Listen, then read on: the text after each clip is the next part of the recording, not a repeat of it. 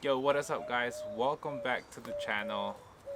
For this updated video, I am gonna start here where I have all my seed blocks. Now, I've had a bit of upgrade since last time.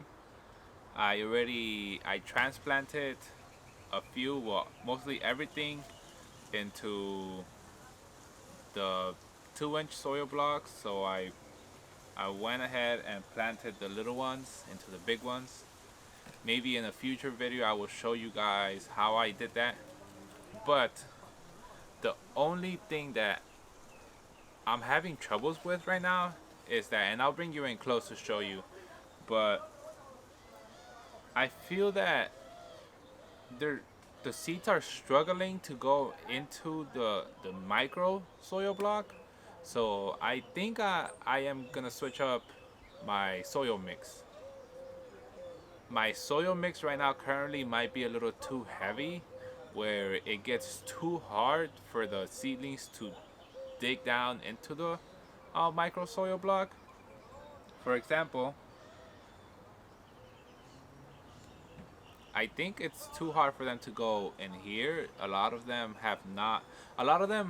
have germinated, but they don't come out. I'll show you guys an example of what I mean. But I have upgraded a little bit here. I started using the spray bottle, which it worked great and everything using the spray bottle, but at the end of the day your hand got tired. So then I decided to upgrade to a bigger thing, and that is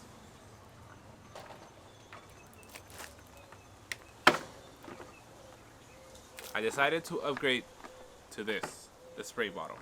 Now, this is normally used, in theory it's normally used for whatever you want, but right now I'm using it as just watering the soil blocks. And right now that I grabbed this one, uh, I'm having to water these 2-inch soil blocks every 2 days per 2 times per day. Sorry. So I have to water these 2 times per day. Earlier in the morning when I wake up, I come out here, I water them, and then late in the afternoon, about this time, it's almost 6 o'clock, 6:30, sun's going down. I water them again just so they don't lose that much moisture during the day. And recently we have been having a lot of wind, so the wind it's a factor into them drying out. So I have to water them also. It's pretty straightforward. You pump and then you just spray. Uh, it's very inexpensive spray bottle. I believe it was $12, and it's pretty good. I just have to sit here and go buy every single one and spray it. Straightforward, pretty simple. The micro ones, the other ones that I had to do that like about 3 times because they get dry really fast, even though I keep them away from the sun. But now that I transplanted them here, I put them in direct sunlight. And let me show you little what I mean by this is what I mean by they not going into, they come out, they germinate and everything, and they stay like this, but they don't dive into the micro soil block. That's the little mini one. And I wanted to show you guys this. This is another experiment that I'm doing with the micro ones, and this is a perfect example. I decided to plant sunflowers and any kind of flower into the micro one, and after this I'm gonna plant them directly into the ground. They're not even gonna go into here. My theory was that they were gonna sprout very heavily, and it came out to be correct. They were gonna shoot out, since they're bigger plants, they were gonna shoot out their roots very fast. And well, it's I'll show you guys what I mean. They shot up. Has been, I think, only a week of growth, and they shot up their roots very fast. Tomorrow I will be planting this one out there because I haven't planned out where they're gonna go. Or they might go into the front garden. Okay, so for this next one, I kind of wanted to do a little brag. The next part of the garden that I'm gonna show you, just because, like I've said in a couple videos before, I am on the journey trying to grow the tallest sunflower that I could possibly grow myself.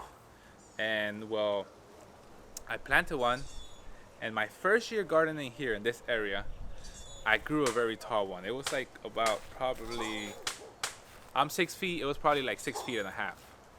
And ever since then, I had not successfully grown a tall sunflower since then. All right, so I'm 6 feet tall. Check this out.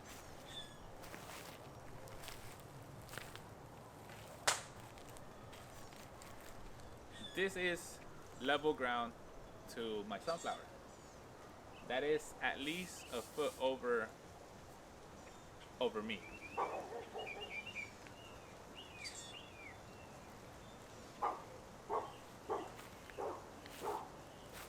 I just wanted to show you guys, and I wanted to brag about my sunflower that I have. So I have that one, and then I have this one that it's a couple of inches over me, but that one for sure is a whole foot over me. And then let me change the angle so you guys can see the other one. All right, and then if you guys see the one in the back right there, that one is clearly over 7 feet somewhat inches. So that one still has some that one still has some growing to do, and the little flower head hasn't popped out. So once you see that the little flower head pops out, you have about maybe a week to a week and a half until it actually opens up, and that's it. It's not gonna do any more growing. But for example, that one over there, the tall one, it might pop in about, I got 1 week left, and it won't do any more growing. This one hasn't showed its head yet, so I'm pretty sure this one's still gonna grow. That one still hasn't barely showed its head, and then that one is really gonna grow a little more. So let's see how tall it goes. All right, well, here I am. My first two beds. I'm pretty sure if you guys saw the previous video, there was a little bit of growth, not a lot, but ever since, I think it's been a month since I did the last video. And well, we have a lot of growth. The peas, like I've always said that I've had struggles trying to grow peas. They did amazingly. I got some here, I got some in front of me. More sunflowers. This one is chocolate sunflower, just like this one. Maybe the camera gets it, maybe it doesn't. I got some tomatoes planted in the ground, 4 different varieties. I got some more tomatoes in that ground, and some winter squash that didn't do so hot. Also, I got some beets down there.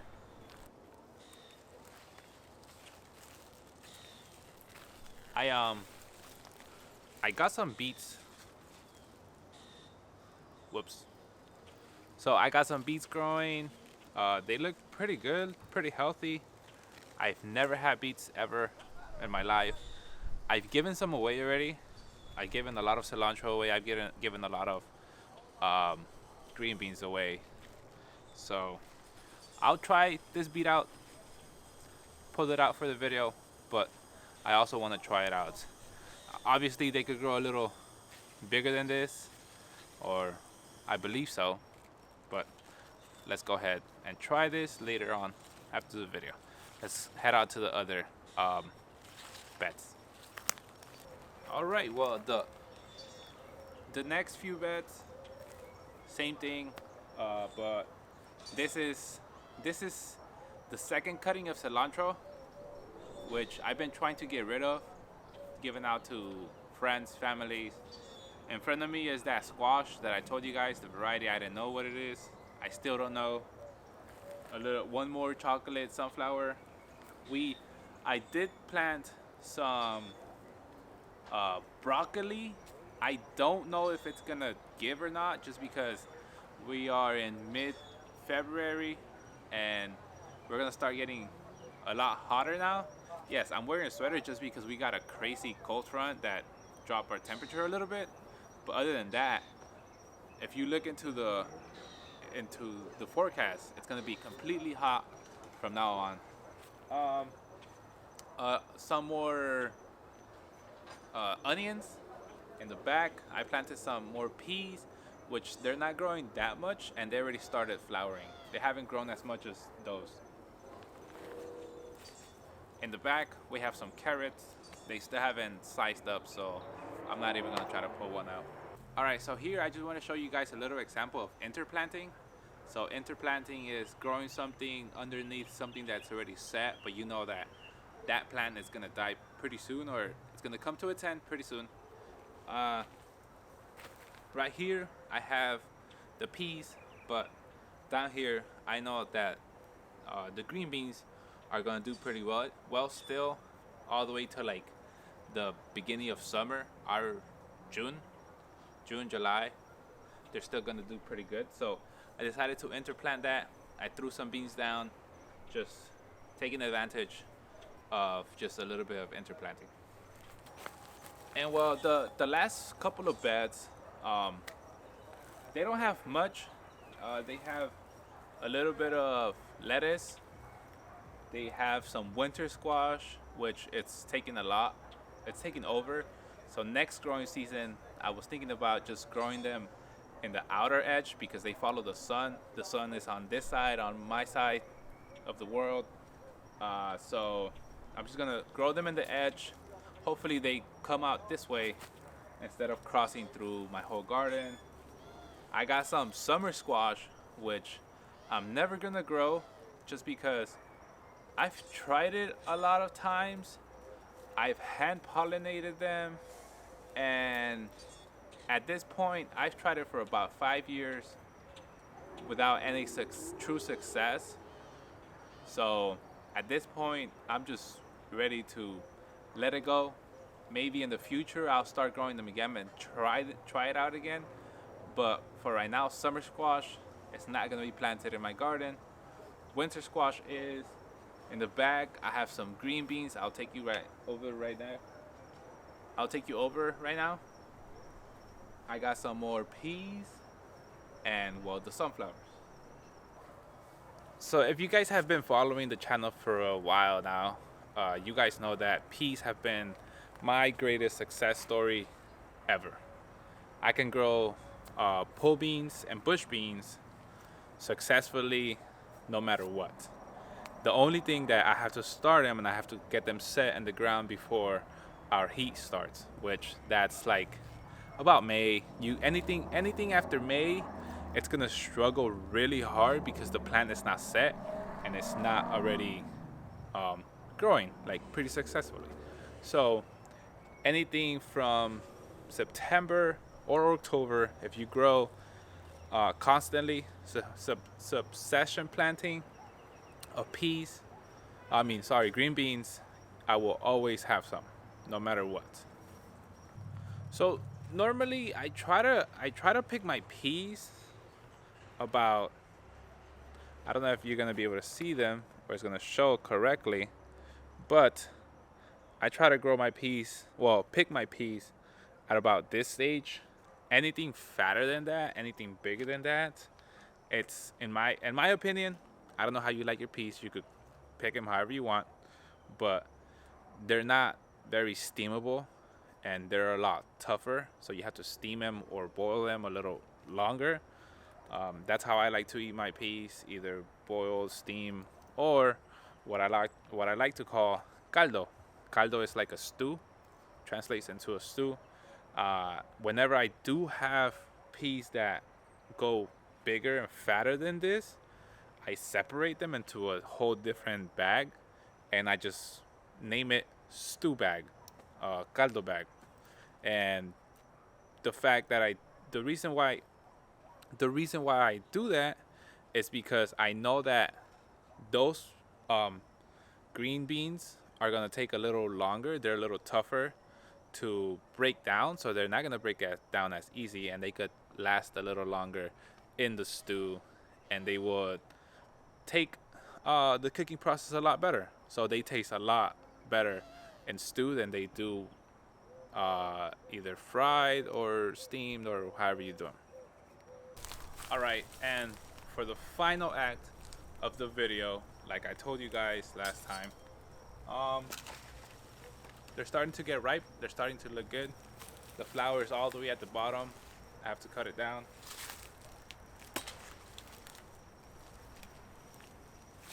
The flour was literally just going to the ground. So people say to cut this if you want your bananas to get ripe faster. I didn't do it, and they turned out they're starting to get ripe already.